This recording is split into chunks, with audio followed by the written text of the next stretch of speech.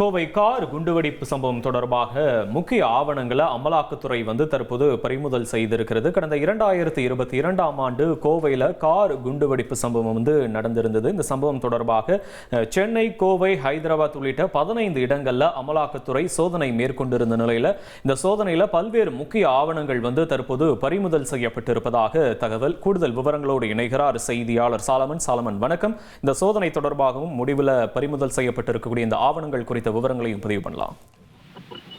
கடந்த 2022ஆம் ஆண்டு கோவையில நடந்த குண்டுவெடிப்பு சம்பவம் தொடர்பாக என்ஐஏ வழக்கு பதிவு செய்து விசாரணை மேற்கொண்ட நிலையில அதனை அடிப்படையாக வைத்து அமலாக்கத்துறையினர் மொத்தம் நேற்று 15 இடங்கள்ல சோதனையை மேற்கொண்டனர். இதுல சட்டவிரோத பணப்பரிமாற்றம் நடந்திருப்பதாக கூறி இந்த வழக்கு அமலாக்கத்துறை மேற்கொண்ட நிலையில இந்த வழக்கு தொடர்பாக தற்போது அமலாக்கத்துறை நடத்தப்பட்ட விசாரணையில பல்வேறு முக்கிய ஆவணங்களும் அதே போன்று நிதியின் மூலமாக வெளிநாட்டு பயணங்கள், தனிப்பட்ட செலவுகள் மற்றும் சொத்து முதலீடுகளையும் செய்திருப்பது தெரிய வந்திருக்கிறது. மேலும் இந்த சோதனையில மொபைல் போன்கள், மடிக்கணினிகள் மற்றும் டிஜிட்டல் சாதனங்கள் மற்றும் பண பரிவர்த்தனைகள், அசையா சொத்து முதலீடுகள் தொடர்பான ஆவணங்கள் பறிமுதல் செய்யப்பட்டிருப்பதாக அமலாக்கத்துறை தரப்புல தெரிவிக்கப்பட்டிருக்கிறது.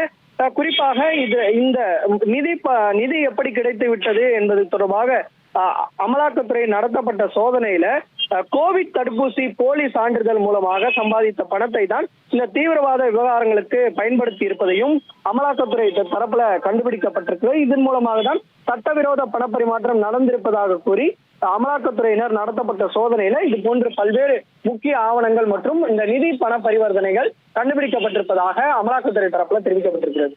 உங்களுடைய விவரங்களுக்கு நன்றி சாலமன். இனி செல்லும் இடமெல்லாம் செய்தி. தந்தை டிவியின் வாட்ஸ்அப் சேனலை ஃபாலோ பண்ணினா செல்ல இருக்கும் இடமெல்லாம் செய்தி. இதோ QR கோட் இப்பவே ஸ்கேன் பண்ணுங்க, ஃபாலோ பண்ணுங்க.